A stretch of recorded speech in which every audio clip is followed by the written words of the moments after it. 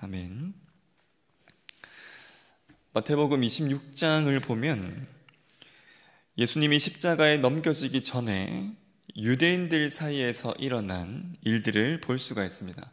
27장 말씀 이후부터는 총독에게 넘겨주는 그 이후의 이야기들인데요. 그래서 예수님 가까운 자들, 예수님 가까이에서 일어났던 일들, 12제자가 예수님을 배반하고 예수님과 같은 민족, 이 유대인들이 예수님을 죽는 자리로 몰아가는 그러한 내용들이 담겨있는, 즉 예수님과 가까운 곳에서 일어났던 이야기들이 담겨있는 마태복음 26장 말씀이 예수님 진정 마음 아프고 마음 쓰라리게 했던 이야기들이었습니다. 그 참 가슴 아픈 과정 속에서 오늘 본문 말씀 보시면 예수님이 그 와중에 제자들을 먹이시는, 또 제자들을 마시우게 하시는 장면이 나옵니다. 떡과 포도주를 먹이시는데요, 이 떡은 내 몸이다, 이것은 내 피다 말씀하시면서 제자들을 먹이십니다. 먼저 떡을 먹이시는, 떡을 주시는 이 모습, 떡을 가지사 축복하시고 떼어 제자들에게 나누어 주시는, 여러분, 이 모습은요, 그 모습이 꼭 오병이어의 이적 때 보이셨던 모습입니다. 아무것도 없는 빈들에서 떡을 가지사 축복하시고 제자들에게 나누어 주시며 수많은 떼들을 먹이셨던, 그래서 빈들을 가득 예수님께서 채우셨는데요, 이 예수님의 모습은 아무것도 없는 빈 광야에서 하나님의 만나로, 하늘의 만나로 백성을 먹이셨던 하나님의 모습이었습니다. 오병이어의 이 이적으로요, 백성을 먹이시는 하나님의 바로 그 모습과, 그리고 그 산 만나로 오신, 생명의 떡으로 오신 바로 그러한 분이심을 분명하게 나타내셨던 바로 그 예수님, 이렇게 지척에 다가온 죽음 앞에서도 이 백성을 여전히 먹이고 계셨던 겁니다. 이렇게 먹이신 예수님, 이어서 이들을 마시게 하시는데요, 마시는 그것을 가리켜서 많은 사람을 위하여 흘리는 언약의 피다 말씀하십니다. 이 피를 이해하기 위해서는 구약에서의 피의 의미를 먼저 살펴보아야 하는데요, 구약에서의 피는 가장 먼저는 생명을 의미합니다. 이것이 피째 먹지 말도록 하신 그 이유이기도 한데, 레위기 17장 11절 말씀에서 이 생명이 죄를 사한다, 이런 말씀을 하십니다. 그래서 죄를 사하는 곳이, 죄를 사하는 곳, 성전과 그리고 성막에서 이 피가 뿌려지게 하셨죠. 즉 피가 허락되는 곳은 죄를 사하는 성막과 성전이었습니다. 성막과 성전에 이 죄 사함의 피, 그리고 생명의 피를 백성들에게 허락하셨던 것처럼 이 땅에 오신 예수님은요, 그의 백성들을 이제 성전 삼으시고 자신의 피, 즉 죄 사함의 피와 생명의 피를 그들에게, 그 백성들에게 허락하고 계시는 것이죠. 그러기에 예수님께서 지금 이 제자들에게 이 피를 마시라, 이 피를 허락하시는 이 모습은 깨끗하게 하시고 그리고 다시 살리시는 분으로서 생명과 그리고 속죄를 허락하시는 모습입니다. 속죄와 그리고 생명을 이렇게 동시에 한순간에 한 번에 이렇게 허락하시는 바로 이 모습은요, 이것이 동시에 가능하게 하시기 위하여 이 땅에 오신 예수님만 가능한 모습인 것이죠. 이렇게 여러분, 백성들을요, 예수님은 죽음이 지척에 있는 그곳에서도 백성을 이러한 모습으로 먹이셨고요, 이러한 모습으로 마시게 하셨습니다. 중요한 것은 이 성찬 후에 마시게 하시고 먹게 하시는 이 성찬 후에 예수님께서 하신 맹세인데요, 29절 말씀 같이 한번 읽어보겠습니다. 시작. 그러나 너희에게 이르노니 내가 포도나무에서 난 것을 이제부터 내 아버지의 나라에서 새 것으로 너희와 함께 마시는 날까지 마시지 아니하리라. 장차 하나님 나라에서 만날 그때, 즉 모든 언약이 다 이루어지고 완성된 바로 그때 예수님 포도주를 취하시겠다 하는 언약의 말씀입니다. 여러분, 성경에서 이 포도주는요, 언약이 이루어진 곳에서 하나님께서 허락하셨던 음료였습니다. 구약에서 이 포도주를 허락하시는 말씀들을 보면 이를 잘 볼 수가 있는데요. 약속의 땅, 가나안 땅에 들어가기 전, 즉 언약이 완성되기 전 광야에서는 하나님 이 포도주를 허락하지 않으십니다. 신명기 29장 6절 말씀 여러분 잘 아시는, 광야 40년 동안 옷을 나갈지지 않게 하셨고 신이 헤어지지 않게 하셨다는 그 말씀이 있는 그 말씀인데요. 그 말씀에 광야 생활 가운데서 포도주를 허락하지 않으셨음을 분명하게 그 말씀에서 말씀하고 있습니다. 하지만 언약의 땅에 들어간 백성들에게는 동일한 신명기 말씀에서 이 포도주를 허락하시는 장면이 있는데, 신명기 14장 23절 말씀 보시면 이렇게 말씀합니다. 내 하나님 여호와 앞 곧 여호와께서 그의 이름을 두시려고 택하신 곳에서 내 곡식과 포도주와 기름의 11조를 먹으며, 이렇게 말씀합니다. 이름을 두시려고 택하신 바로 그곳, 가나안 땅에서 포도주를 백성들에게 허락하시고요, 그곳에서 포도주를 취하도록 이렇게 허락하시는 말씀인데요. 이와 같은 모습으로 오늘 말씀에 예수님 언약이 최종 완성되는 그날까지 이 포도주를 취하시지 않겠다 지금 약속하고 계신 겁니다. 언약이 최종적으로 완성된 그때에 내가 그 포도주를, 새 포도주를 내가 취하시겠다 하는 이 언약을, 이 맹세를 이렇게 허락하시는 장면인데요. 이것은 바로 이 언약, 이 맹세가 반드시 지켜질 것을, 그리고 반드시 이 언약이 장차 이루어질 것을 예수님 스스로 보증하시고 확증하시는 예수님의 맹세입니다. 여러분, 여기서 참 중요한 것은요, 허락하신 바로 이 언약, 이 맹세가 최종적으로 이렇게 이루어지기 위해서는 반드시 죄사함의 피 흘림이 있어야 했다는 사실입니다. 언약이 완성되는 그날 예수님께서 이렇게 포도주를 취하시기 위해서는 예수님 반드시 피를 흘리셔야만 하셨는데요. 그래서 오늘 말씀 29절 말씀에 나오는 예수님의 바로 이 언약은 피 흘림이 전제된 맹세였습니다.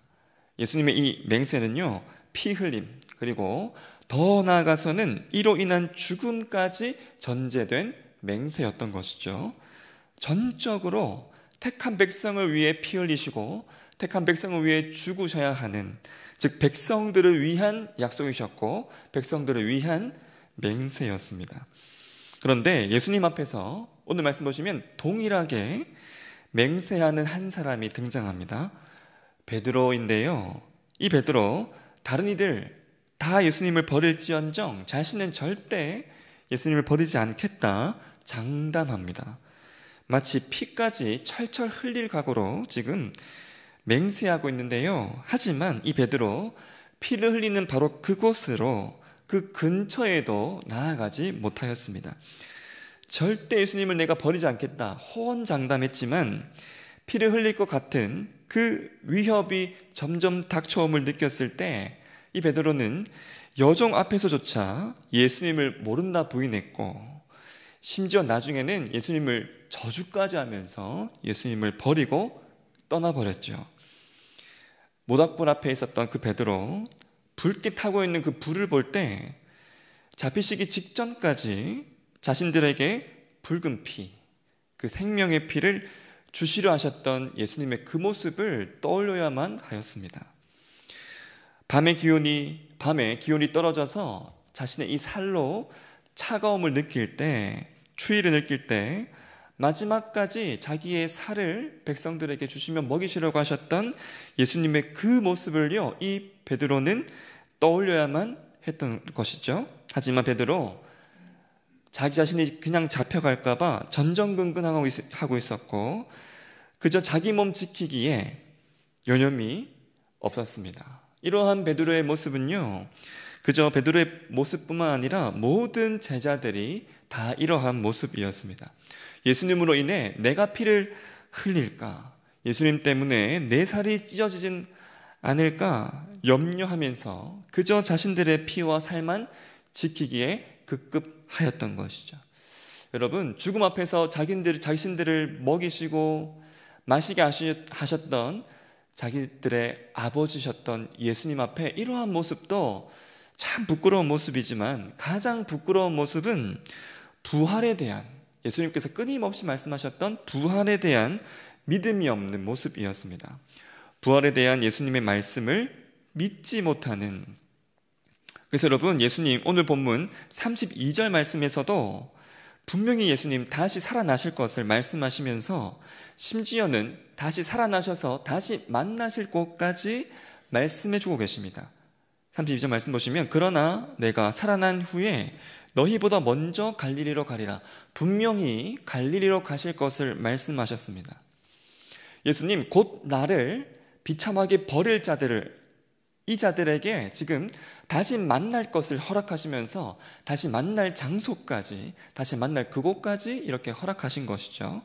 하지만 예수님을 따랐던 대부분의 제자들은, 대부분의 사람들은 이 부활을 믿지 못한 채 예수님 무덤에 머물러 있었습니다.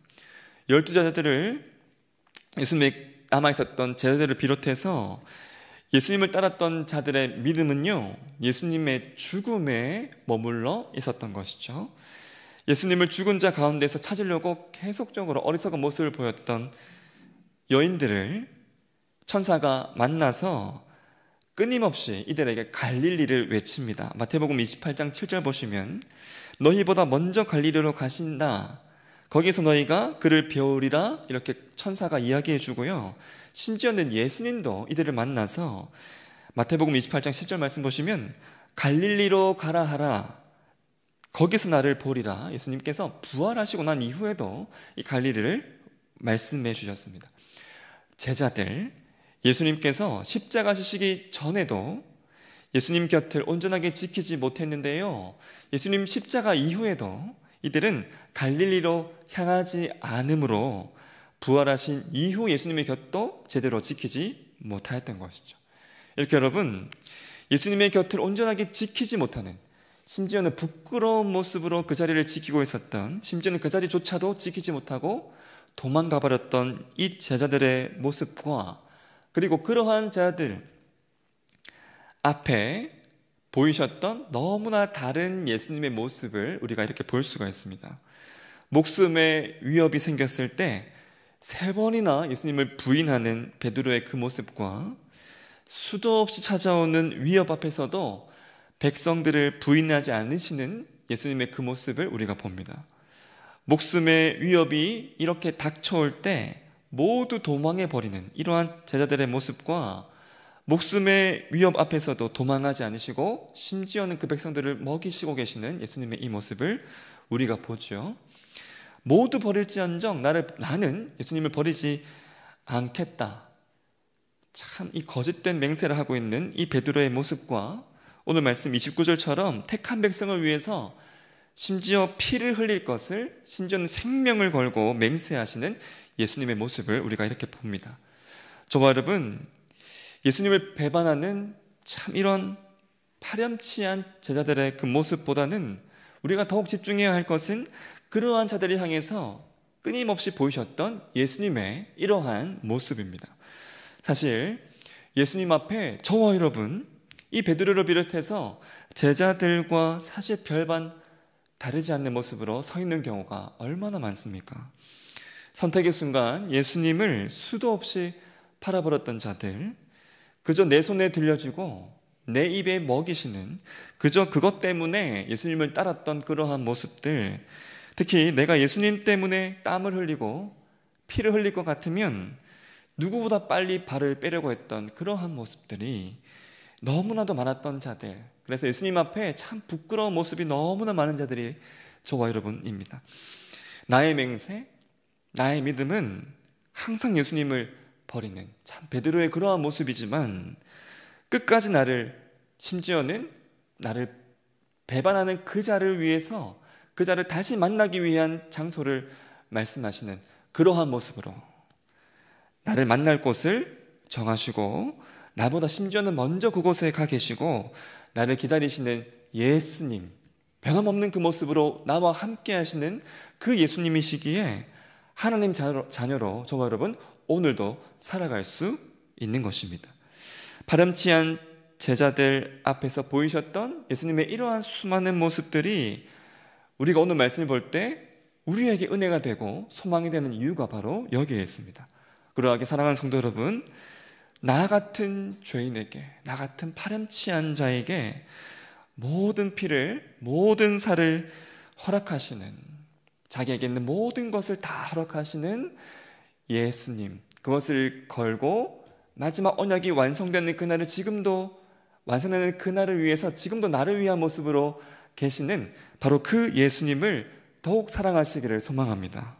무엇보다 갈릴리 그곳처럼 예수님께서 나로 하여금 내가 있기를 원하시는 바로 그곳에 여러분이 먼저 가 계시기를 간절히 소망합니다.